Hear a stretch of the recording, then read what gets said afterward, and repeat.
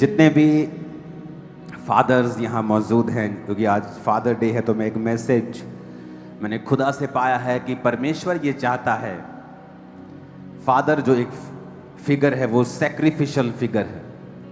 माँ उसे गर्भ से पैदा करती है तो बाप उसे मन के और मस्तिष्क के गर्भ से पैदा करता है, वो उसे सोचों में पैदा करता है। इसलिए माँ शारीरिक पीड़ा लेकर उसे पैदा करती है और बाप सारी उम्र मानसिक पीड़ा में रहता है जब तक वो सेट नहीं हो जाता।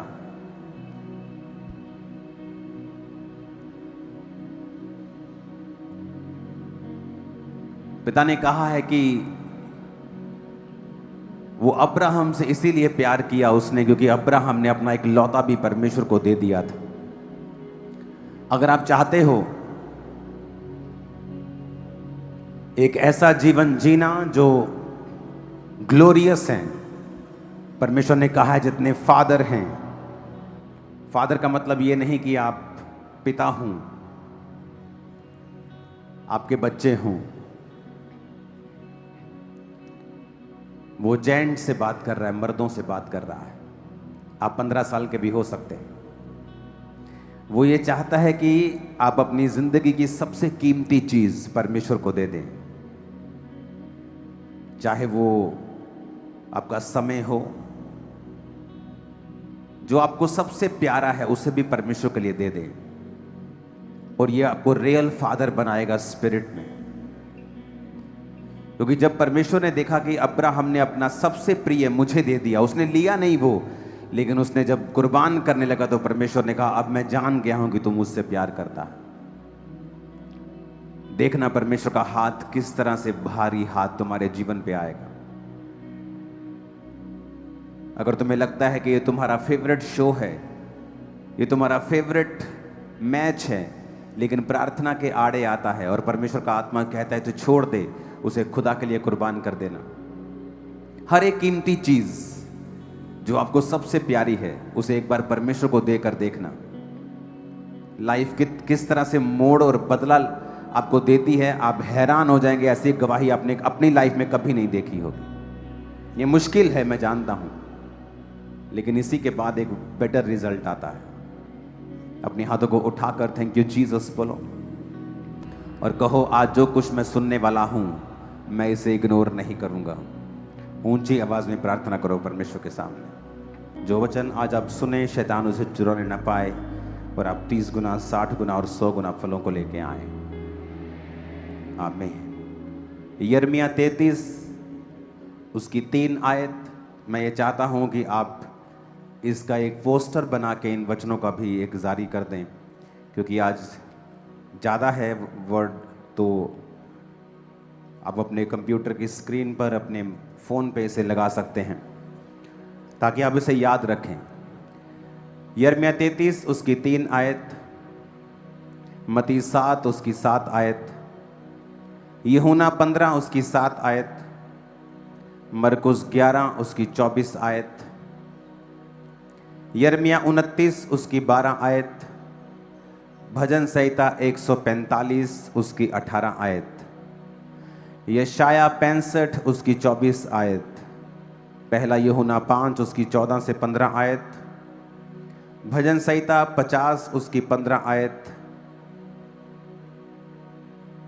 भजन संहिता 34 उसकी 17 आयत, याकूब 5 उसकी 15, दूसरा इतिहास 7 उसकी 14, पहला यूहन्ना 1 उसकी 9, याकूब 1 उसकी 5, नीति वचन 3 उसकी 6 आयत, फिलिप्पियों 4 उसकी 6 से 7 आयत, पहला पत्रस 5 उसकी 7 आयत, भजन संहिता 55 उसकी 22 आयत। यिर्मयाह 33 उसकी 3 आयत में लिखा है, मुझसे प्रार्थना कर और मैं तेरी सुन के तुझे बड़ी बड़ी और कठिन बातें बताऊंगा जिन्हें तू अभी नहीं समझता। मैं 3 गिनूंगा, आप सब लोग इस आयत को हम इकट्ठा पढ़ेंगे। 1 2 3। मुझसे प्रार्थना कर और मैं तेरी सुनकर तुझे बड़ी बड़ी और कठिन बातें बताऊंगा जिन्हें तू अभी नहीं समझता। भजन संहिता 50 उसकी 15 आयत को हम पढ़ेंगे। और संकट के दिन मुझे पुकार, मैं तुझे छुड़ाऊंगा और तू मेरी महिमा करने पाएगा। भजन संहिता 34 उसकी 17 आयत में लिखा है, धर्मी दुहाई देते हैं और यहोवा सुनता है और उनको सब विपत्तियों से छुड़ाता है। यिर्मयाह 33 उसकी 3 आयत को फिर से हम देखेंगे स्क्रीन के ऊपर। मुझसे प्रार्थना कर। किससे प्रार्थना करनी है?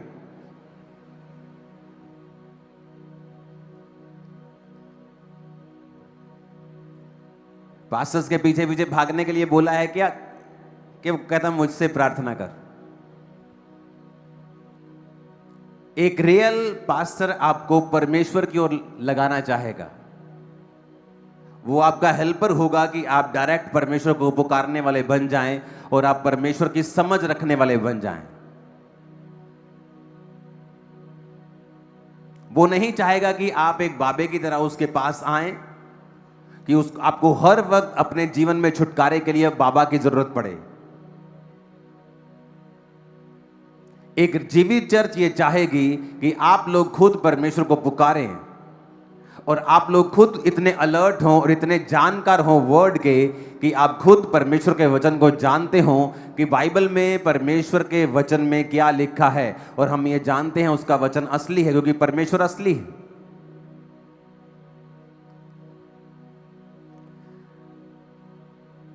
क्रूसेड के एक दिन पहले, पठानकोट के क्रूसेड के एक दिन पहले, 2-3 दिन पहले मेरी वाइफ को एक दर्शन आता है और ये एक्सरसाइज कर रही थी। तब उस टाइम इसको जस्ट एक झपकी ऐसे सीधा फ्लैश की तरह बचता है कि क्रूसेड में बारिश पड़ रही है। जब हम अगले 1-2 दिन में हम वैसे ही बात कर रहे तो इसने कहा कि मुझे दर्शन ऐसे आ रहे थे कि बारिश पड़ रही है, और सेम दर्शन मुझे भी आत्मा में मिल रहे थे। स्वप्न नहीं, जस्ट इंटेंशन परसीविंग होती है, एक आपको मालूम होता है। तो मैंने जब दर्शन हासिल किया तो मैंने गूगल खोल लिया, गूगल चेक किया को क्या बारिश पड़ रही है, गूगल दिखा रहा नहीं, बारिश नहीं पड़ रही है। होगा भी तो एक आध बादल होगा, दोपहर टाइम बारिश नहीं है। तो मैंने सोचा ठीक है, लेकिन जैसे जैसे दिन नज़दीक आता जा रहा था मेरे मन में वो जो बारिश के लिए वो प्रेशर था वो बढ़ता जा रहा था। तो रात को जब मैं प्रार्थना कर रहा था तो मैंने बुधवार को, जब पीक समय होता है, पीक टाइम होता है काम करने का टीम का, क्रूसेड वह लाखों लोगों को संभालना है, अरेंजमेंट्स करने हैं, सब तैयारियां हो रही हैं, सब एक रात में वहाँ पे 2-3 रात में सारा बनता है, इतना तामझाम बनता है कि आम बंदा देख के हैरान होता है कि हुआ कैसे, इतना बड़ा टेंट लगा कैसे, कौन आ रहा है इतना बड़ा टेंट लगा रहे हो। तो एक दिन पहले जब पीक टाइम होता है बिल्कुल काम करने का, परमेश्वर ने कहा सबको बोलो प्रार्थना के लिए बैठ जाओ। मैंने रात के 11-10 बजे अपनी टीम को मैसेज किया कि जितनी टीम अवेलेबल है, जितनी बाइबल कॉलेज के स्टूडेंट्स अवेलेबल हैं, जहां जितने हैं यहाँ खामरा में, सब लोग प्रेयर माउंटेन आ जाओ और लगातार हम 6 घंटे प्रार्थना करेंगे, बारिश ना आए। और हम 6 घंटे क्रूसेड के लिए ही सिर्फ प्रार्थना करेंगे, तुमने किसी और चीज के लिए प्रार्थना नहीं करनी है। बिल्कुल गर्मी थी उस समय, ऐसे बारिश क्या मतलब आसमान में भी नमी तक नहीं थी, इतनी गर्म, हर जमीन गर्म थी, गर्म हवा आ रही थी। और जैसे ही प्रार्थना करनी शुरू की, 4-5 घंटे में जलंधर में बारिश पड़नी शुरू हुई। उसके बाद जलंधर में बारिश हट गई, मौसम साफ हो गया, सारा दिन मौसम रहा। और जब क्रूसेड शुरू हुआ वैसे ही बारिश पठानकोट में पड़नी शुरू हो गई। लेकिन परमेश्वर ने, आत्मा ने एक रात पहले पूरी रात प्रार्थना में लगवाई थी। कितने लोग थे, बहुत ज्यादा बड़ी टीम थी, बहुत भर गया था वो, पूरी टीम प्रार्थना कर रही थी पूरा रात। मैं प्रार्थना कर रहा था, परमेश्वर कृपा कर, बारिश पे कृपा कर। और लोग क्या समझते हैं कि जब वो क्रूसेड पे जाते हैं उन्हें रिजल्ट नजर आता है। वहां के लोगों ने, वहां के अन्य जाति लोगों ने, वहां के नॉन क्रिश्चियंस लोगों ने मैसेज किया टीम को, जो पहले विरोध कर रहे थे, कि हमें आपकी मीटिंग बहुत अच्छी लगी, हमें वचन बड़ा अच्छा लगा, हमें आपके अरेंजमेंट बड़े अच्छे लगे। पुलिस वाले फोन कर रहे थे मेरी टीम को, जो पुलिस के बड़े अधिकारी थे वो उन्होंने टेस्टिमनी दी कि हमें लगा कि आपके पास्टर तो यहाँ पहुंचेंगे भी नहीं, वो तो आएंगे भी नहीं, आपका प्रोग्राम फेल हो गया, आप प्रोग्राम नहीं कर पाओगे। उन्हें क्या मालूम था कि एक रात पहले ही परमेश्वर हमारी प्रार्थना को सुन चुका है। कई बार जो आप रिजल्ट देखते हैं ना, बारिश चाहे रहती भी तो भी प्रचार होता और उतने ही लोग होते वहां पे, मैं आपको बता रहा हूं।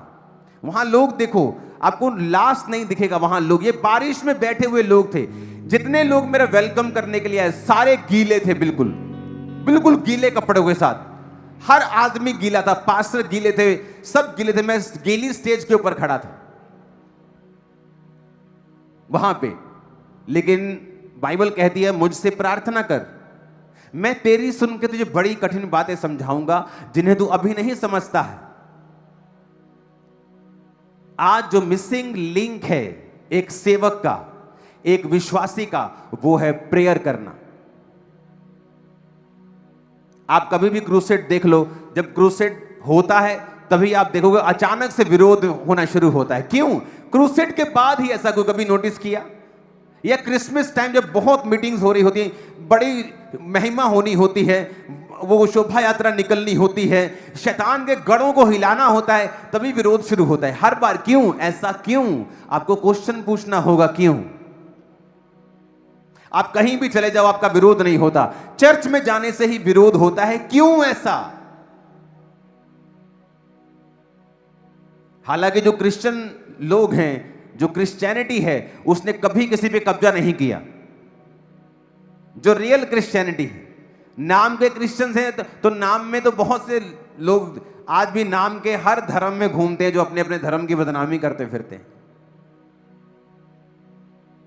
रियल क्रिश्चियंस ने अंग्रेजों का विरोध किया है भारत में, जो लोग कब्जा कर रहे थे। पढ़ के देखो इतिहास, आपको इतिहास मिल जाएगा। उन्होंने विरोध किया है मिशनरियों ने, इसलिए अंग्रेज लोग मिशनरियों से दूरी बना के रखते थे जो प्रचार करने वाले होते थे, क्योंकि वो सच्चाई बोलते थे, वो उनको उनके पाप याद करवाते थे, उनको पसंद नहीं था। किसी भी हुकूमत को पसंद नहीं है कि आप उसके पाप उसे याद करवाओ लोगों के सामने। ऐसा क्यों? कि चर्च जाने से विरोध होता है, मीटिंग करने के बाद ही विरोध होता है, बड़ा क्रूसेड करने के बाद ही विरोध होता है। क्यों?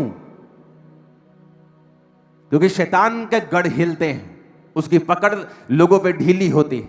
अगर नशे का आत्मा उस एरिया के ऊपर कब्जा रखता है और उसने अपने छोटे छोटी आत्माओं को नीचे भेजा हुआ है काम करने के लिए, जब एक मीटिंग होती है तो उन आत्माओं के ऊपर कब्जा होता है और वो इसे पसंद नहीं करते। अगर एक एरिया के ऊपर जादू टोने का प्रभाव है, बीमारियों का प्रभाव है, एक साउथ अमेरिका का देश था जहां गरीबी थी, और इतनी गरीबी थी और इतनी बीमारी थी और लोग ड्रंकर्ड थे, शराबी थे। वहां हर आदमी शराब पीता था। यह नहीं कि ये 2 पीते हैं और 3 नहीं पीते, हर आदमी शराबी था। और यह नहीं कि शराब पीते, गड़कते थे शराब, और सब खेती करते थे और अंत के गरीब थे। और वहां रिवाइवल शुरू हुआ और प्रीच शुरू हुआ। जब प्रीच शुरू हुआ, प्रार्थना करनी शुरू की पास्टर्स ने कि आओ हम प्रार्थना करते हैं, और प्रार्थना नाइट रखने लगे जहां पर लोग फास्टिंग के साथ रात रात भर प्रार्थना करते थे। और उस प्रार्थना करने के बाद क्या हुआ, परमेश्वर ने उस एरिया को चेंज किया। किसान लोग परमेश्वर में आने लगे, शराब छोड़ने लगे, और आज वहां दुनिया की सबसे बड़ी सब्जियां होती हैं। आज चेक करके देख लो, मैंने क्रूसेड पे वचन दिया था, पठानकोट क्रूसेड पे, एक एक हाथ जितनी लंबी गाजर होती है वहां। ये सब्जियां देखो, ये नॉर्थ, ये साउथ अमेरिका का देश, वो गाजर, ये एआई फोटोज नहीं है, एडिटेड नहीं है, रियल फोटोज हैं ये। और वहां पे जो गरीब लोग थे, उनकी स्टडी कहती है कि मिलियंस ऑफ डॉलर्स की सब्जियां वहां पे उगने लगी। और परमेश्वर ने उस प्रार्थना के द्वारा पूरे एरिया को बचाया, उनकी उम्र को बड़ा किया, उनको शराब के नशे से आजाद किया, गरीबी से आजाद किया, जस्ट क्योंकि एक प्रार्थना करने वाले पास्टर ने फैसला किया कि ये जो चीजें मैं देख रहा हूं ये इंसानी काम नहीं है, इंसान इसे बदल नहीं सकता, सरकारें इसे बदल नहीं सकती हैं, नहीं बदल सकती।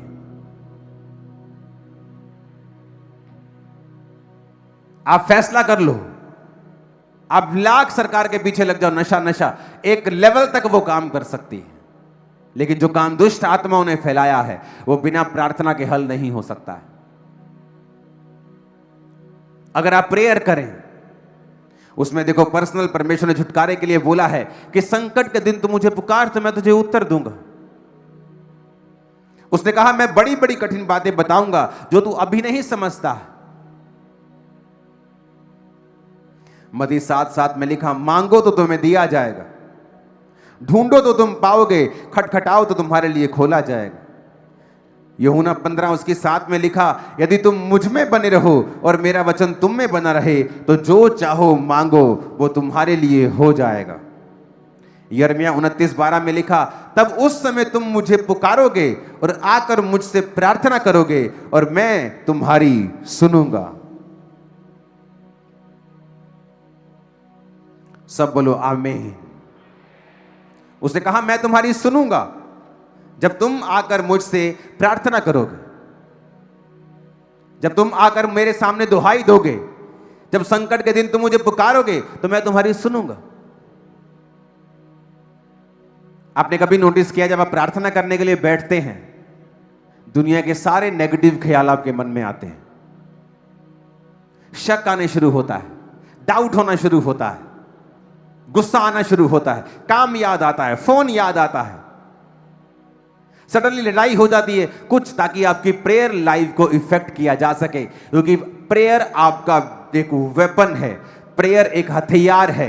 शैतान जानता है कि प्रार्थना करने से देश बदल जाते हैं, परिवार बदल जाते हैं, सिचुएशंस बदल जाती हैं, जिंदगियां बदल जाती हैं, हीलिंग हो जाती है, उसे सब पता है।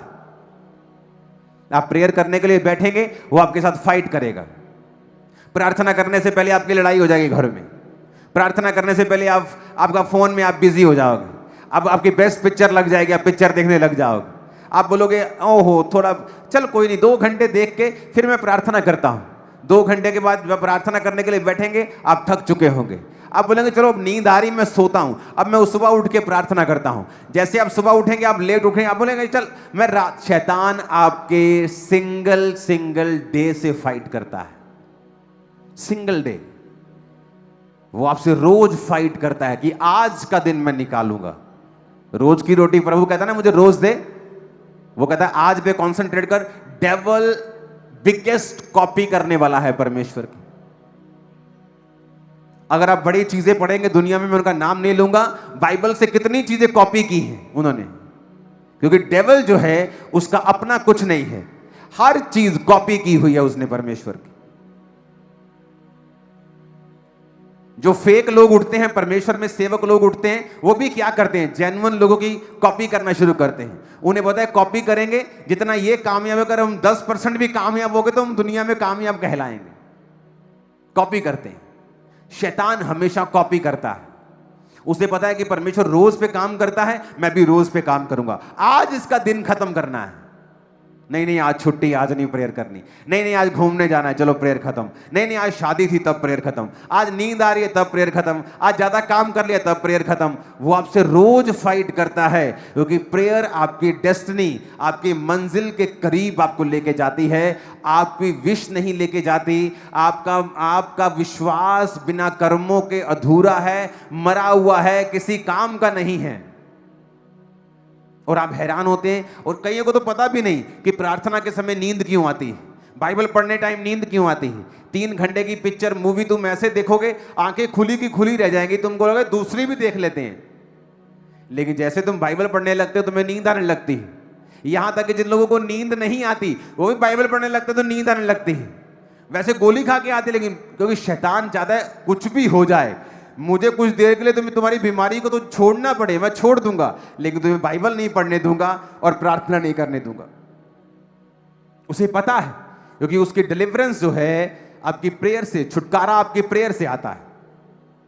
और शैतान फाइट करता है। और पिछले 3 हफ्तों में हमने 2 बड़े इंसिडेंट होते हुए देखे हैं, एक प्लेन वाला, एक पठानकोट क्रूसेड वाला, और दोनों ही विषयों में हमने घंटों बैठ के लगातार प्रार्थना की, घंटों। आज किसी विश्वासी जो मैं मिलता हूं, उसकी प्रॉब्लम जब सुनता हूं तो प्रॉब्लम पहाड़ों जैसी है। घर में प्रॉब्लम, शरीर में प्रॉब्लम, यहां प्रॉब्लम, फाइनेंस में प्रॉब्लम। अच्छा, प्रेयर कितनी है? प्रेयर नहीं करते तो क्या तुम मूर्ख हो क्या? पास्टर क्या करेगा तुम्हारे लिए? वो क्या परमेश्वर है? उसकी ले हैंड का असर तब है जब तुम वचन पे चल रहे हो। इसलिए परमेश्वर लोगों से पूछते थे कि पाप तो नहीं करोगे, फिर से गुनाह में तो नहीं जाओगे। हीलिंग आपकी साल्वेशन के लिए है, कुछ दिखाने के लिए, कुछ प्रूफ करने के लिए नहीं। अगर आप हीलिंग लेने के बाद फिर से आपका लाइफस्टाइल वही है, आपने शराब नहीं छोड़ी, आपने नशा नहीं छोड़ा, आपने गलत काम नहीं छोड़े, आपने सिर्फ यीशु मसीह को परमेश्वर नहीं माना, तो वो बीमारी फिर वापस आती है। लोग बोलते हैं ये तो फिर वापस आ गई, क्योंकि आपकी लाइफ का चेंज होना लाजमी है हीलिंग के बाद, डिलीवरेंस के बाद, ताकि वो हीलिंग और डिलीवरेंस बनी रहे, कंटिन्यू रहे आपकी लाइफ। और वो कैसे रहेगी? प्रेयर से। प्रेयर आपको जोड़े रखती है। प्रार्थना में ब्रेक जीसस से ब्रेक के बराबर है। आप प्रार्थना में टूट गए हैं, आप जीसस से टूट गए हैं।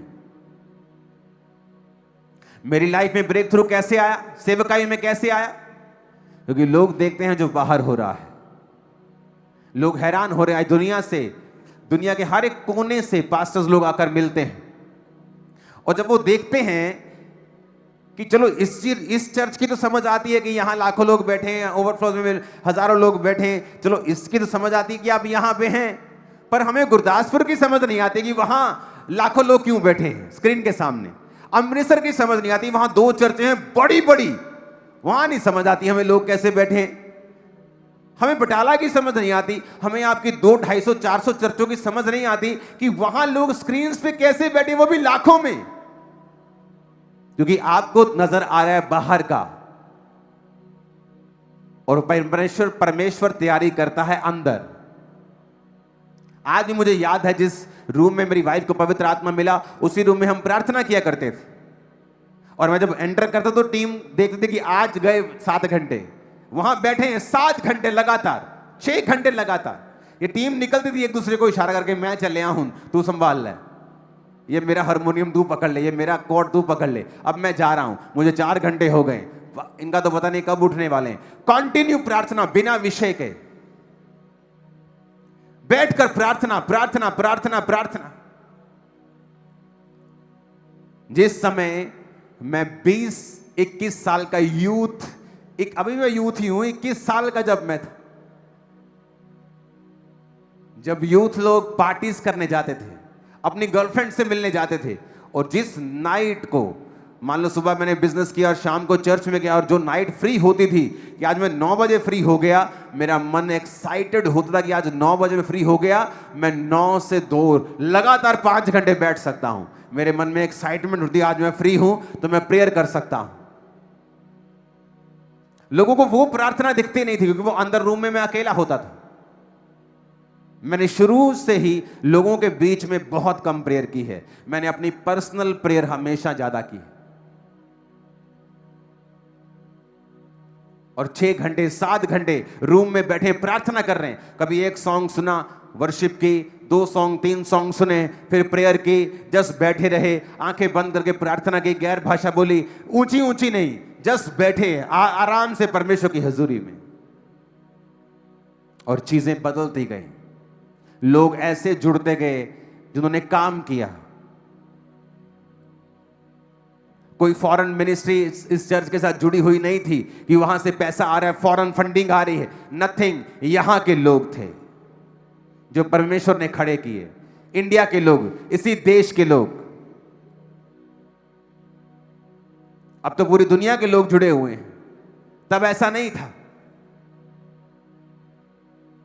तब तो इंटरनेट पे लाइव भी नहीं होता था, तब भी यह चर्च बहुत बड़ी चर्च थी। कैसे? प्रार्थना से। पास्टर कहने लगे, कहां चले गए हो, किस गांव में चले गए हो, वहां तो कोई परिवार क्रिश्चियन नहीं है, शहर से इतना दूर चले गए, लोग आएंगे कैसे? ऐसे आएंगे जहां जैसे आप बैठे हो आज, भाग भाग के आए। प्रेयर से। कितनी प्रेयर की है आपने अपने केस के लिए? कितने दिन की है। एक पासरे की औरत के घर गया और उसने दर्शन देखा कि दो शैतान के दो अजगर हैं और उनके पेट बड़े बड़े हैं। तो उसने कहा कि मैंने दर्शन देखा है तुम्हारे घर में, क्या हुआ था मुझे कुछ बताओ, कोई स्टोरी है तुम्हारे पीछे, क्या तुमने प्रभु से कुछ मांगा या कुछ किया? कहती हाँ, मैंने जब वचन पढ़ा ना कि जो कुछ तुम प्रार्थना में मांगोगे और विश्वास करोगे तुम्हें मिल गया, वो तुम्हें मिल जाएगा। कहती जितना ही मैं प्रेयर वचन सुनिया मैनू चढ़ गया जोश। कहती मैं घर गई, मैं लाइव है घुटने की प्रार्थना, कहती मैं लगातार प्रेयर की मैं 4 घंटे। अगले हफ्ते जब बैल नहीं आए, बैलों के लिए प्रेयर की उसने कि मुझे बैल चाहिए परमेश्वर, बैलों की जोड़ी चाहिए। अगले हफ्ते प्रार्थना थोड़ी कम हो गई 3 घंटे, 1 महीने के बाद हो गई 2 घंटे, 4 महीने जब वो पूरा नहीं हुआ कुछ भी, प्रार्थना रह गई आधा घंटा, उसके बाद टाइम फीस खत्म हो गई प्रार्थना। कहती नहीं मिला। जब पास्टर घर में आया, उसने दर्शन देखा, उसने कहा जब तूने मांगना शुरू किया परमेश्वर ने उसे भेजा, लेकिन जब वो तेरे पास पहुंचने वाला था तूने प्रार्थना करनी बंद कर दी और शैतान वो आशीष खा गया। मैंने अपनी लाइफ में नोटिस किया, जब आप ब्रेक थ्रू के बिल्कुल नजदीक होते हैं, अपनी लाइफ में आशीष के बिल्कुल नजदीक होते हैं, शैतान आपको ज्यादा तंग करता है, बीमारी ज्यादा तंग करती है। और तब अगर आप प्रार्थना में बैठ जाए और अपने मन को मार लें और आप कंटिन्यू प्रेयर करना शुरू कर दें अपने छुटकारे के लिए, आपकी लाइफ की बिगेस्ट टेस्टिमनी पैदा होने वाली है, जो आपकी लाइफ की बिगेस्ट होगी आज तक। मैं आपको बता रहा हूं, मैं आपको प्रैक्टिकल वर्ड दे रहा हूं। Hallelujah, hallelujah. बिगेस्ट मैं आपको बता रहा हूं टेस्टिमनी आपके पास होगी।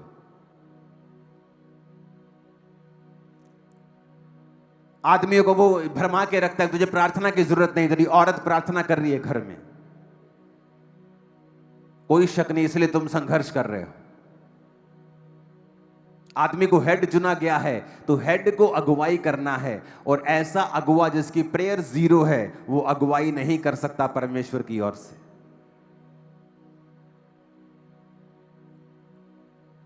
हालेलुया। जब याकूब अपने भाई को धोखा देकर आशीष ले गया और जब वापिस आया 20 कितने साल बाद, 7 साल उसने अपनी पत्नी के लिए सेवा की, फिर 7 साल और, फिर भेड़ बकरियों के लिए, और बच्चे बड़े बड़े हो गए। जब वापिस आया तो पता लगा एसाव 400 पुरुष लेके तुझे मिलने के लिए आ रहा है। आप अपने रिश्तेदार के कुछ को मिलने के लिए 400 पुरुष लेके नहीं जाते हो, लेकिन जब किसी को मारने के लिए जाना होता तो लोग गैंग बना के जाते हैं। तो वो गैंग बना के आ रहा था क्योंकि वो खत्म करना चाहता था अपने भाई का, अपने भाई से बदला लेके वो सालों पुराना हिसाब चुकता करना चाहता, 2 दशकों पुराना हिसाब है, चुकता करेंगे। याकूब को ये बात मालूम हो गई थी। एक सेंसिटिव बंदा ये बात को समझता है, जब वो अपने सामने मुसीबत देखता है, अपनी जिंदगी की सबसे भारी मुसीबत को आता हुआ देखता है, वो प्रार्थना में जुट जाता है। उसे पता था, उसने फोन नहीं किया चलो इस एरिया के राजा के साथ कोई मेल मिलाप करके देखता हूं, चलो इस देखता हूं कि कौन मुझे बचा सकता है। उसने कहा नहीं, सब ये शर्मिंदा करेंगे मुझको प्रार्थना में जाना है, और वो प्रेयर में चला गया। और पहले अपने बच्चों को, पत्नियों को, सबको आगे भेज दिया, सब गाय बैल बकरियां सब आगे चले गए, अकेला रह गया। कहते आप भी आ जाओ, नदी पार करो। कहता रुक जाओ, मैं आऊंगा, तुम चले जाओ। और लिखा सारी रात वो परमेश्वर से लड़ता रहा, फाइट करता रहा। कभी लड़े हो परमेश्वर से? तुम कैसे लड़ते हो? जाओ प्रभु मैं तेनू नहीं मानता। ये लड़ना नहीं है, ये बेवकूफी है। ऐसी की है मैंने बेवकूफियां मसीह में आने के 1-2 साल पहली शुरुआत में, बहुत ऐसी बेवकूफियां की हैं, कोई फायदा नहीं होता है। फिर से वहीं आना पड़ता है, वैसी शुरुआत करनी पड़ती है, कुछ फायदा नहीं होता। ऐसा धमकियां देके परमेश्वर को। ये लड़ना वो लड़ना नहीं है, ये वचन से लड़ना है। पिता तेरे वचन में लिखा है, तूने तो लिखा है कि तू छुड़ाएगा, तूने तो लिखा है तू मुझे पुकार तो मैं तुझे उत्तर दूंगा। तूने तो वचन में लिखा है कि तेरे को मानने वाले लोगों की आयु बड़ी होगी, तू कुशल से रहेंगे, पृथ्वी पे टिके रहेंगे, उनका शरीर भला चंगा और हड्डियां पुष्ट रहेंगी। तेरे वचन में लिखा है मुझे हड्डियां पुष्ट चाहिए, तेरे वचन में लिखा है मुझे शरीर भला चंगा चाहिए, तेरे वचन में लिखा है फाइट करना परमेश्वर से। सारी रात फाइट की उसने, और दूत को बोलना पड़ा कि मैं तेरा नाम बदलता हूं, इज़राइल रखता हूं, यानी तेरा नाम याकूब था, धोखा देने वाला। तेरा नाम अब इज़राइल है, यानी कि तेरी प्रार्थना के बाद परमेश्वर ने तेरी डेस्टिनी को चेंज कर दिया, तेरे रिजल्ट को चेंज कर दिया, तेरी लाइफ को, तेरे फ्यूचर को चेंज कर दिया। तेरा फ्यूचर ऐसा नहीं था, तू मार खाने वाला था अपने भाई से, तेरे बच्चे और तू मरने वाले थे, पर तू फाइट कर रहा है परमेश्वर से, इसलिए तेरा फ्यूचर चेंज किया जाता है। हिजकिय्याह को मालूम होता है मेरी उम्र खत्म हो गई। नबी कहता है जिसको जो देना है बांट दे। बाइबल कहती वो दीवार की तरफ मुंह करता है, यानी संसार से मन फिराता है और प्रार्थना करता है और परमेश्वर से बोलता है प्रभु मैं तेरे साथ वफादार रहा हूं, और उसकी उम्र को 15 साल परमेश्वर और बढ़ाता है। अब वही कैंसर का फोड़ा था, अब वो ठीक हो गया, नहीं तो वही कैंसर था जो उसे मार के जा रहा था। क्योंकि जब आप प्रार्थना करते हैं आपकी डेस्टिनी चेंज होती है, आपका रिजल्ट चेंज होता है, फ्यूचर चेंज होता है, प्रभावित होता है। एक अलग तरीके का फ्यूचर आप बनाते हो जब आप प्रेयर करते हो। लेकिन आज दुख की बात है कि कलीसियाएं प्रार्थना से कोसों दूर हैं। वो चुगलियां कर सकती हैं 2 घंटे, लेकिन 2 घंटे प्रेयर नहीं कर सकती। आदमी खप के शराब के नीचे काम कर करके सारा दिन काम कर सकता है और फिर भी दुखी है, लेकिन वो 2.5 घंटे प्रार्थना नहीं कर सकता। जब तक आप प्रेयर नहीं करोगे तब तक आप ये मैसेज दोगे परमेश्वर को कि मुझे तेरी इंटरवेंशन की, तेरी मध्यस्थता की, तेरी दखल की जरूरत नहीं है, मैं आई एम फाइन। क्योंकि प्रेयर एक इनविटेशन है कि खुदा मेरी जिंदगी में काम कर, मेरी सेवकाई में काम कर, मेरे परिवार में काम कर। जब तक आप उसे प्रेयर नहीं करेंगे आप उसे इनविटेशन नहीं दे रहे हो। और कोई गैरतमंद आदमी आपके फंक्शन पे बिना इनविटेशन के नहीं आता है। हालेलुया। वो इनवाइट करते हैं, अब वो आता है। कोई खरबों में एक इंसिडेंट होता है ऐसा कि आप चले जाएं। आप जब परमेश्वर से प्रार्थना करते हैं आप उसको इनवाइट कर रहे हैं कि आप मेरे जीवन में काम करें, मेरे परिवार पे काम करें, मेरी सेवकाई पे काम करें। और अगर आपको यह पता है कि आपकी लाइफ का हल परमेश्वर ही कर सकता है, तो फिर आपकी प्रेयर लाइफ कहां है? प्रार्थना करने के समय ही आपको अलग अलग तरह के अटैक्स क्यों आते हैं? क्यों शैतान दुखी होता है? क्यों वो आलस डालता है? क्यों वो आपको प्रार्थना करने से ही क्यों रोकता है? क्योंकि वही एकमात्र इलाज है, आपके छुटकारे की एकमात्र सीढ़ी है प्रेयर। ऊंची आवाज में कहो हालेलुया।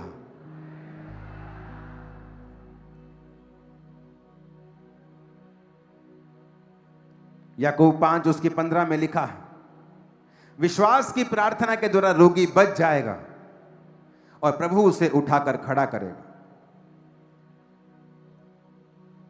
याकूब 1 उसकी 5 में लिखा है, अगर तुम में से बुद्धि की घटी हो तो उसे वो परमेश्वर से मांगे। फिलिप्पियों 4 उसकी 6 में लिखा है, किसी बात की चिंता मत करो, हर बात तुम्हारे निवेदन, प्रार्थना और विनती के द्वारा धन्यवाद के साथ परमेश्वर के सामने उपस्थित की जाए। 1 पतरस 5:7 में लिखा है, अपनी चिंता उसी पर डाल दो क्योंकि उसी को तुम्हारा ध्यान है। भजन संहिता 55 उसकी 22 में लिखा है, अपना बोझ यहोवा पर डाल दे, वह तुझे संभालेगा, वो धर्मी को कभी भी टलने नहीं देगा। कैसे डालोगे यहोवा पर अपना बोझ? प्रेयर से। प्रेयर एक ट्रांसफर है। आपका बोझ ट्रांसफर होता है हेवन में, और हेवन की ब्लेसिंग्स ट्रांसफर होती हैं आप में। आप प्रार्थना करते वक्त जाते हैं तो और आदमी होते हैं, प्रार्थना करने से आप बाहर आते हैं आप और आदमी होते हैं। आप प्रभु की हुजूरी में जाते हैं आप और हैं, आते हैं आप और हैं। आत्मिक लोग इस बात को समझेंगे। आप गए कुछ और थे, आए कैसे किसी और तरह से।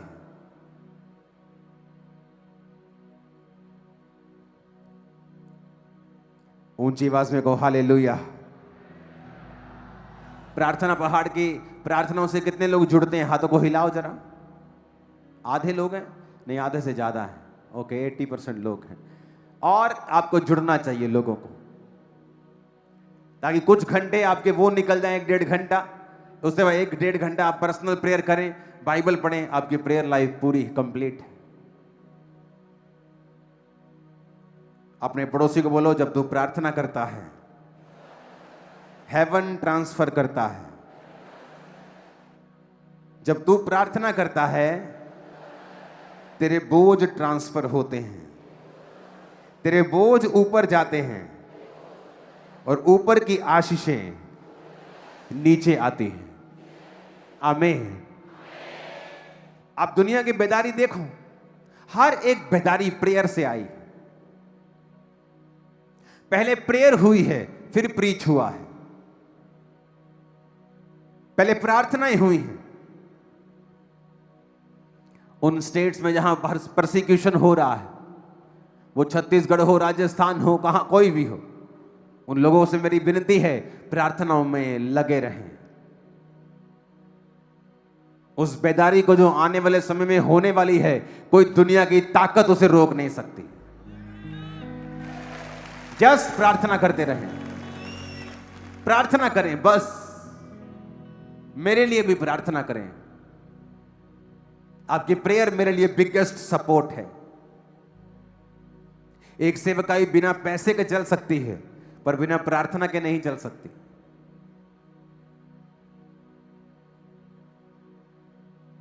हमारी प्रार्थना जब पहले नंबर पे होगी और बोना दूसरे नंबर पे होगा, तब वो बैलेंस चर्च होगी। अगर हमारी प्रेयर लाइफ फर्स्ट नंबर होगी, हमें मालूम होगा बैठकर अपने पास्टर के लिए प्रार्थना करनी है, वो किन चीजों से होकर गुजरते हैं, आपको उसका 1% भी अंदाजा नहीं, 1% भी आपको पता नहीं है।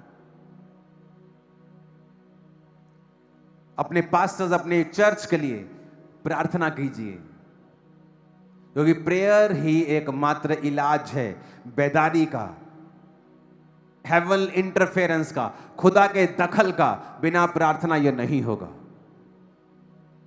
अपने हाथों को उठाओ और आज वायदा करो कि आप बिना प्रार्थना का जीवन नहीं रखेंगे। रोज घंटों प्रार्थना करेंगे।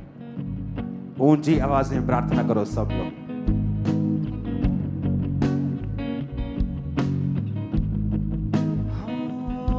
मेरी मर्जी ना पूरी। उठाओ अपने हाथों को। Thank you Jesus. सब जन खड़े होकर खुदा से कहो, अगर आप एक पास्टर हैं और आपकी प्रेयर 4 घंटे से कम है, आप कभी क्लैरिटी हासिल नहीं कर सकते सेवकाई के विषय में। ये मेरा एक्सपीरियंस है। आपकी प्रेयर, एक पास्टर की प्रेयर 2.5 घंटे से ज्यादा होनी चाहिए। विश्वासियों की प्रार्थना 2.5 घंटे से कम नहीं होनी चाहिए,